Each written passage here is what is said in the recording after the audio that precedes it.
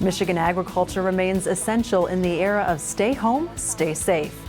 An ag economist's outlook remains foggy for 2020. And DFA is out as Dean Foods' stalking horse bidder. I'm Janelle Brose, and this is Farm News 5. Farm News 5 is brought to you by Ford.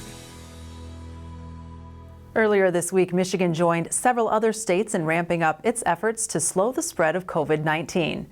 Governor Gretchen Whitmer issued a stay home, stay safe executive order requiring non-essential Michigan businesses and operations to temporarily suspend in-person operations. Her order also encouraged people to only leave their homes to buy groceries, get gas, pick up medicine, or get some fresh air. We are doing this because it is absolutely necessary to protect the health of our people. The goal here is simple: stay home, stay safe, save lives. Please know that even with today's action, the number of cases will go up yet today, tomorrow, in the days ahead. It will take some time for us to impact this. We will be continually evaluating the data, the science, the impact on our health. It is going to take greater testing. We've made strides, but we must do more so we can understand what the challenge is that we are confronting. While most Michiganders must stay home, the executive order recognizes Michigan's food and agriculture industries and their related workers as essential critical infrastructure to ensure continued food security, vital to the state's consumers.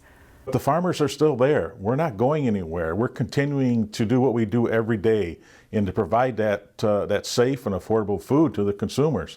And we will continue to do that. It's just that we're trying our darndest to make sure that we can get all the labor and we can get the necessities we need to furnish that food product.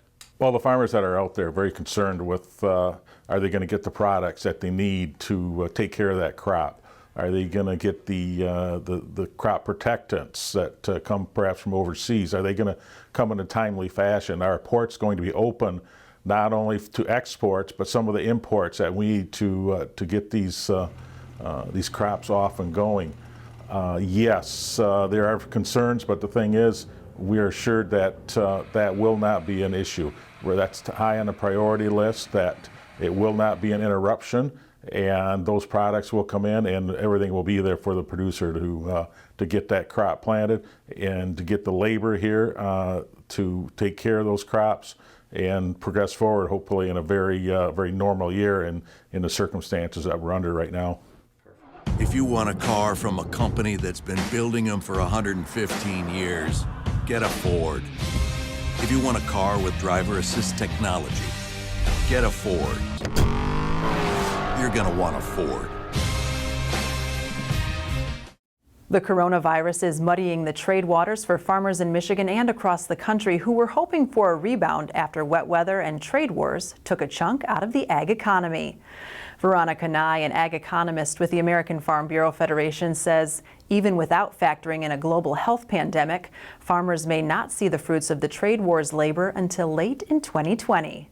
Of all of the issues going on in the trade arena, the one that's weighing on the market the most is whether or not China will make the purchases they've committed to and at what time. So certainly we haven't seen a lot of market excitement on the price side yet, because I think everybody's waiting to see some of those purchases come to fruition. And unfortunately, we might wait the duration of the year, since most of China's large purchases happen in the fourth quarter of the year. Well, it's important to compare this downturn to downturns in the past. Two big ones come to mind. One is the 80s, of course, and the other is a post-World War II slump that we saw in the farm economy. When you compare this current downturn to previous, it's not as bad as where we were in the farm crisis of the 80s.